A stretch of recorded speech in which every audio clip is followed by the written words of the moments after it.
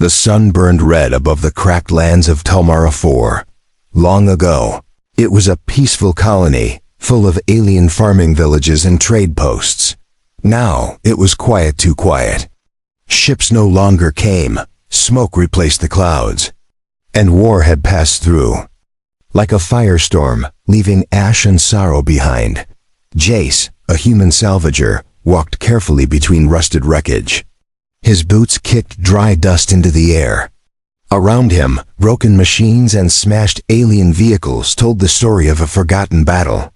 He wasn't here for war stories. He was looking for scraps, anything valuable, to trade back at the human outpost, but he wasn't alone. Underneath a collapsed carrier, something moved. At first, Jace thought it was just wind, or maybe an old exhaust vent letting out a final breath.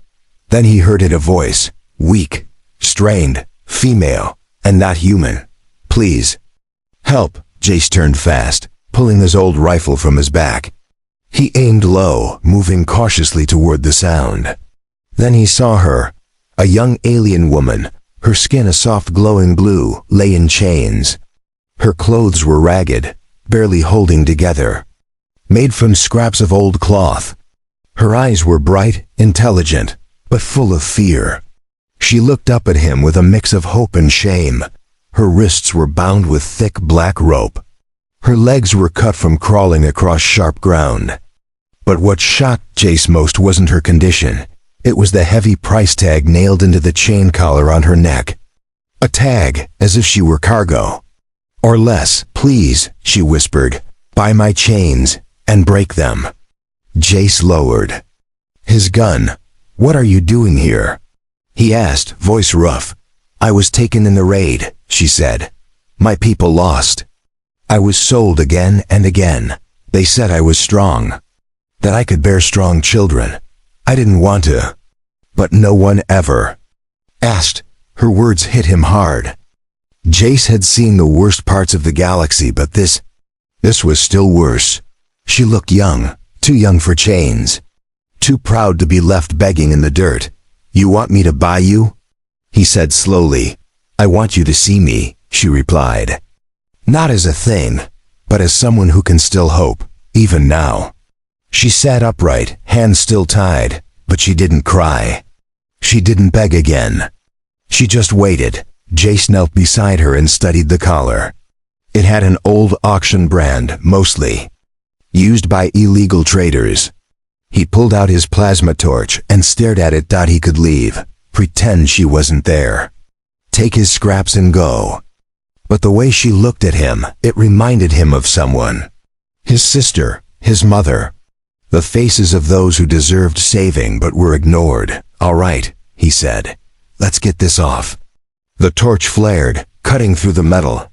The rope burned next.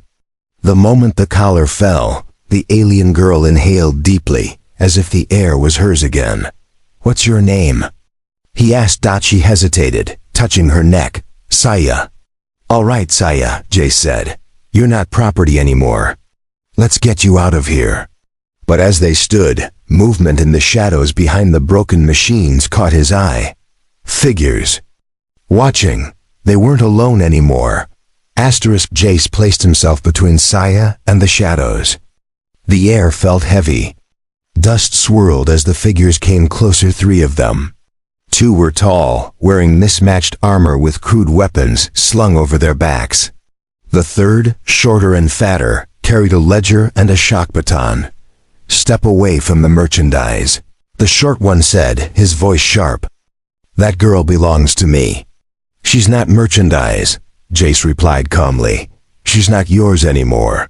The short alien snorted. "You're in the wrong zone, human. This is auction ground. You want her? Pay, otherwise we'll take her back and break a few of your bones too." Saya stepped back behind Jace, her chain still dragging.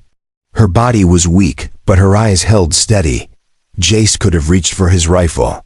But 3 against 1, bad odds. Especially with Saya barely able to stand. He raised his hands slowly. "How much?" he asked. The fat one blinked. "You serious?" "Yeah. 100 rations. Or 50 fuel cells. She's rare. Strong genes. Jace whistled low. That was more than he made in 3 months. But he didn't lower his eyes. I'll give you 10. 10? The fat alien laughed. For 10, I'll sell you a piece of her hair. Jace looked around. The junk piles nearby had just enough value. He turned slowly, pretending to walk.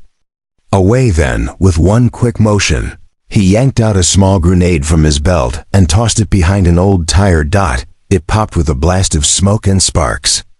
In the chaos, he grabbed Saya's wrist. Run! Saya didn't think. She followed. They sprinted through the wreckage, dodging sharp metal and burnt-out ship parts. Jace pulled her over a rusted wall, then slid down a slope into a hidden trench.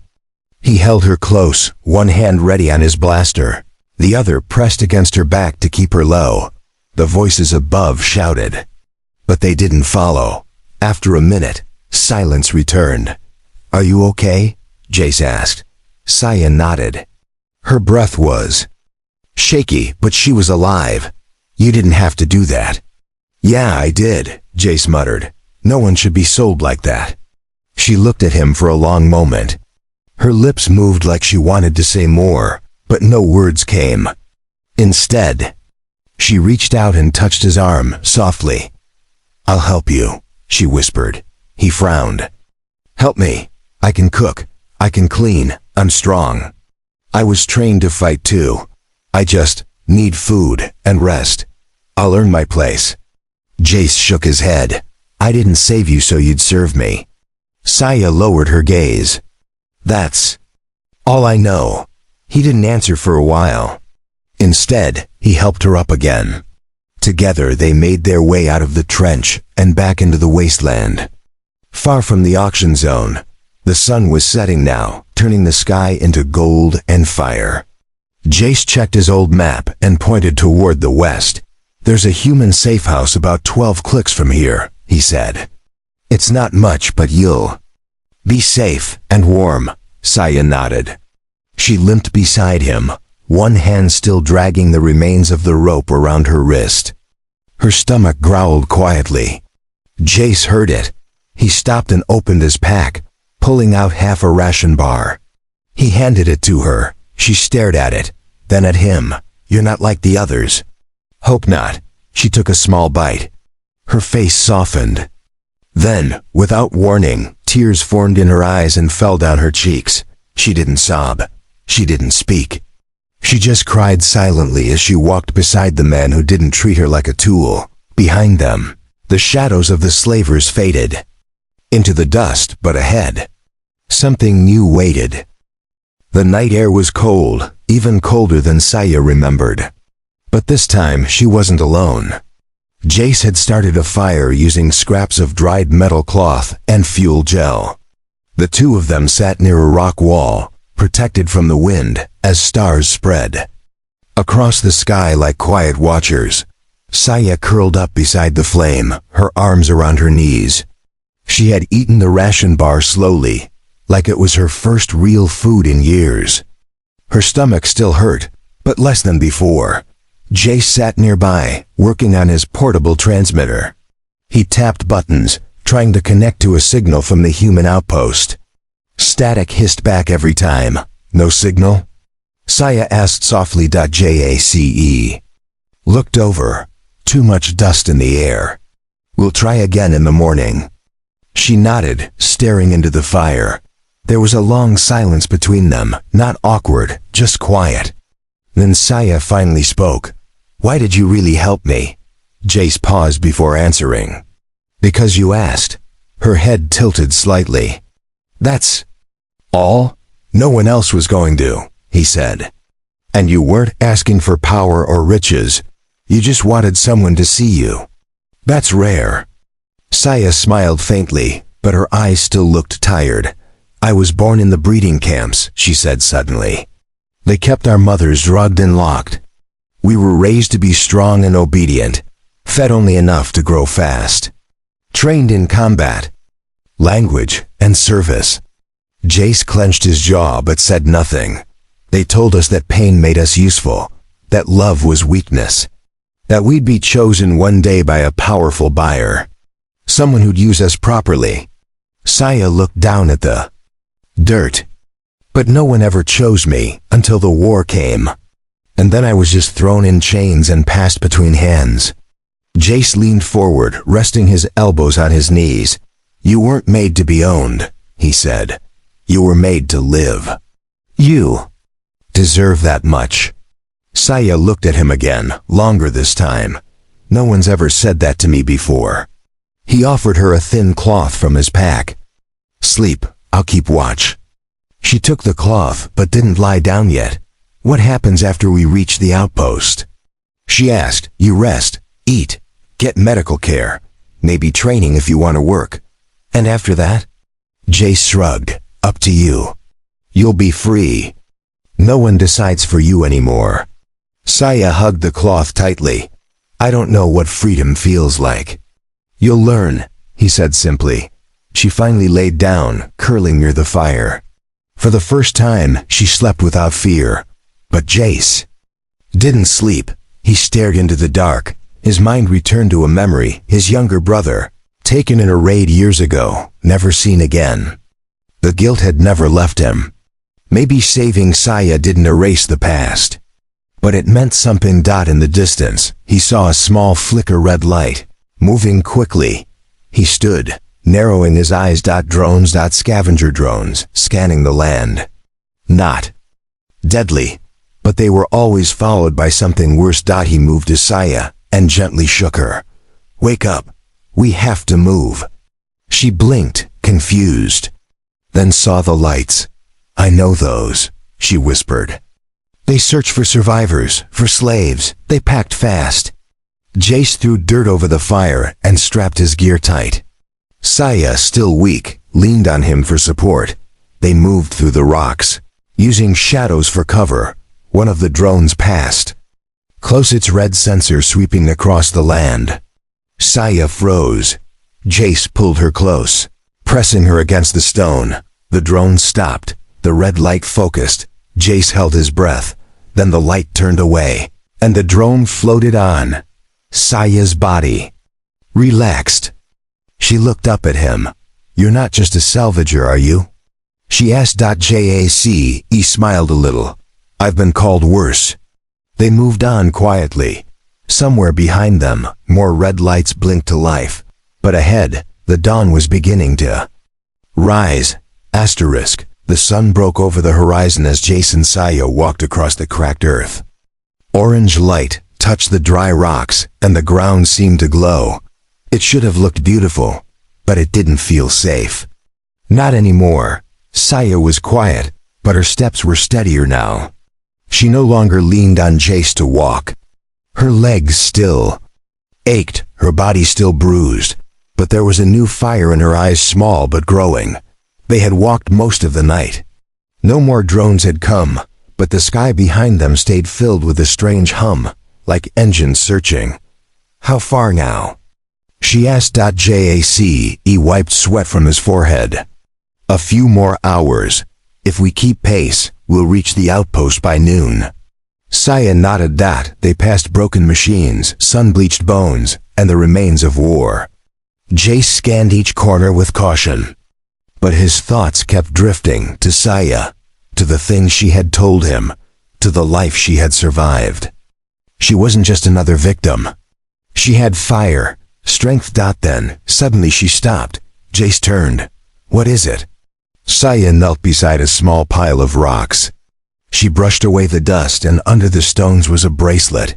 Simple, woven with thread and wire. I made this, she whispered, when I was young.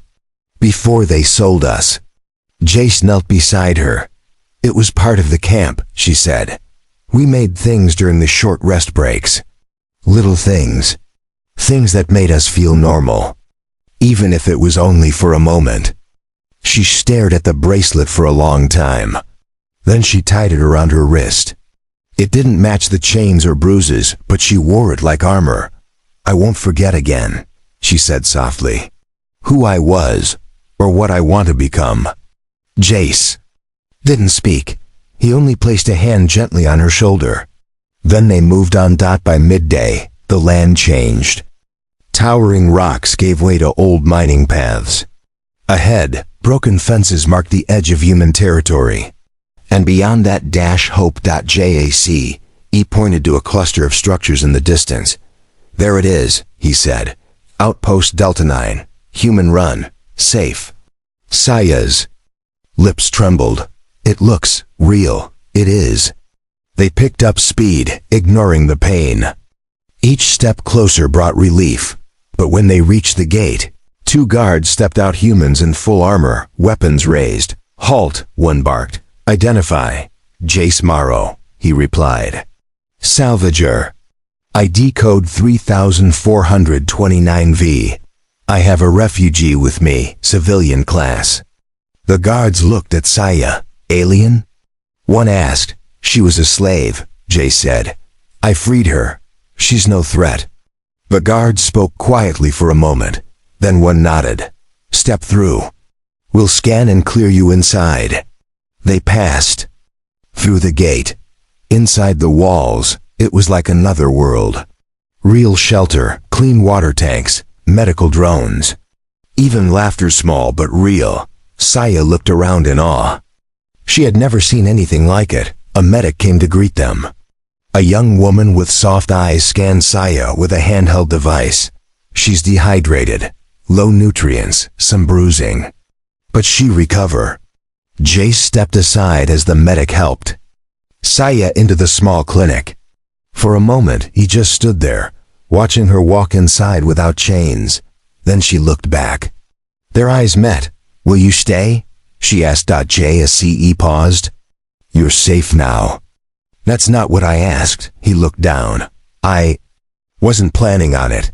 I move around. I collect, fix, sell. She walked back to him, slow but sure. You fixed me. Isn't that worth staying for?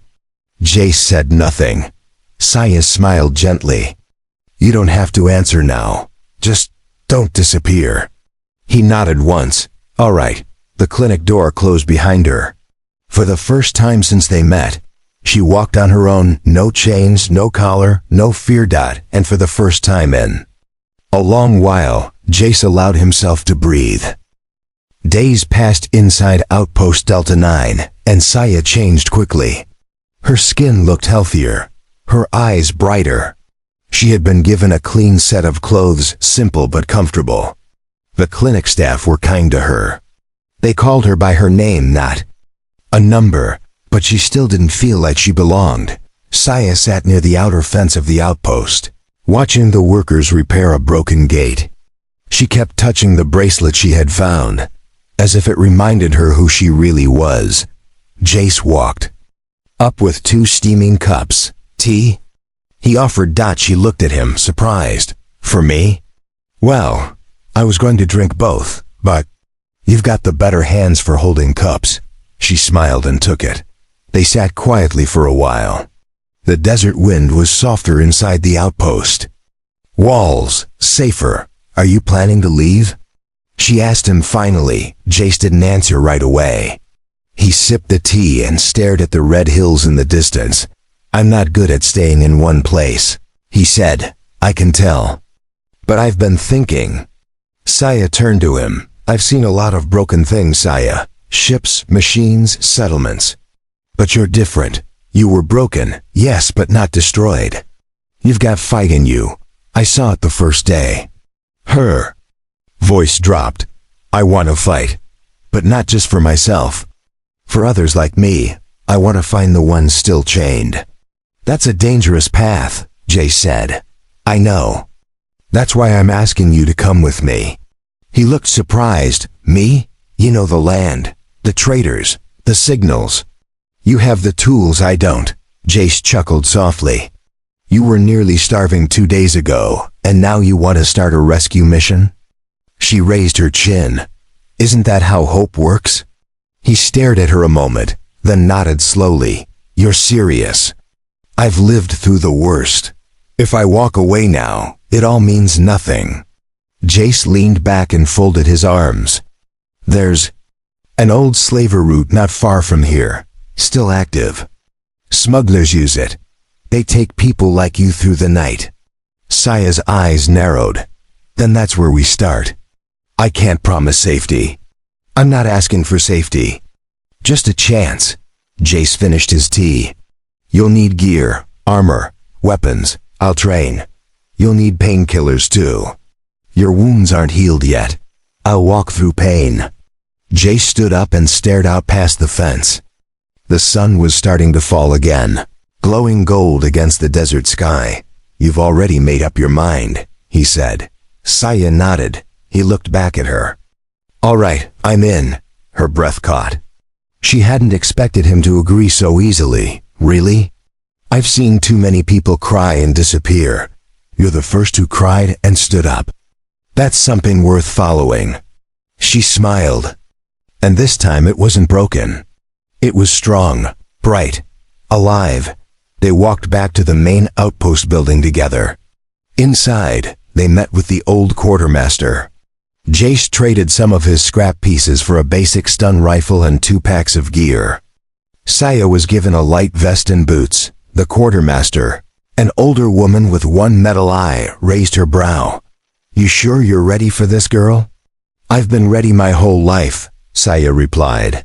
That night they rested one last time. In soft beds. Saya stared at the ceiling, her hands resting on her stomach. She thought about her future.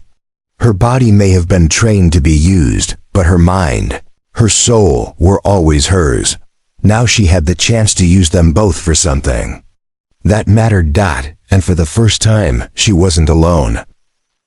The night was still when Saya and Jace left the outpost. Stars filled the sky like cold fire, and their footsteps crunched softly over the sand. They moved with purpose, heading toward the old slaver route that Jace had marked on his map. Say wore a light vest and carried a stun rifle across her back. Her wounds still ached, but her legs were strong now. Her eyes scanned every hill, every shadow. Jace led the way, silent but alert. He'd spent years avoiding trouble. Now for the first time, he was walking straight toward it. They reached a ridge overlooking a deep ravine. Below, lights flickered dim orange and red. It was a small slaver camp, hidden between sharp rocks. Jace handed Saya his binoculars. 2 guards at the gate, he whispered. More inside. Maybe 10 total. I see 3 cages. Saya focused the lens. Inside the cages, small shapes huddled together. Some looked young, some looked too weak to move. Her fists clenched. We have to get them out. Jace checked his belt. Smoke bombs, a signal jammer, and 2 charges. Not much, but it's enough. To make a mess. Saya looked at him. We don't need to win a war. Just open the cages. He smiled.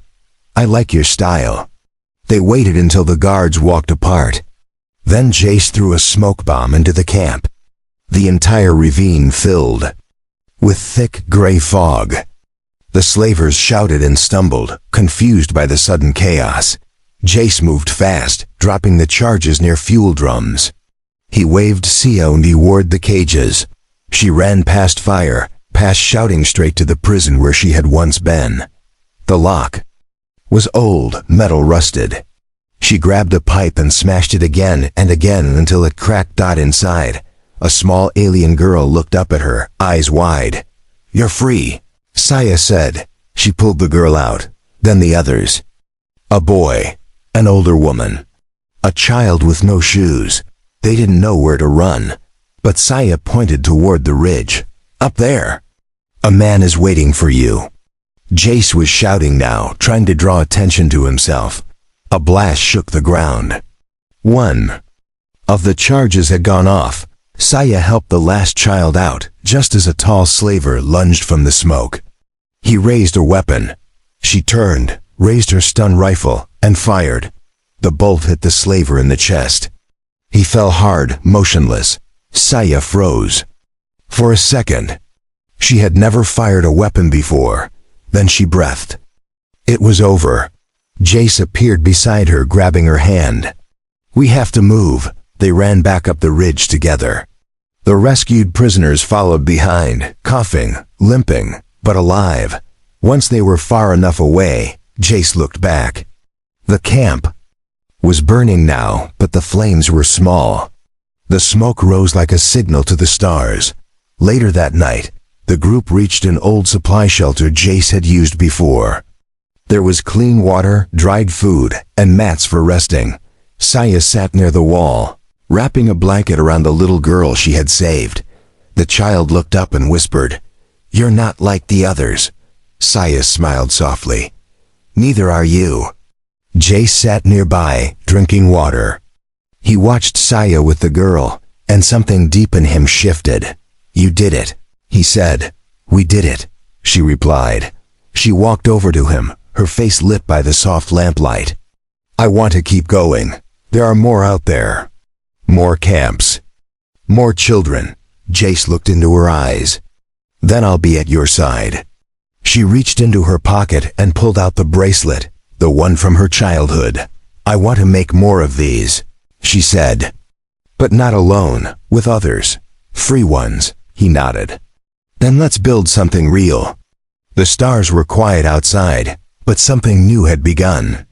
In a world broken by war and greed, one girl who had once been sold for her strength, now used it to break the chains of others, not because she was owned, but because she was free.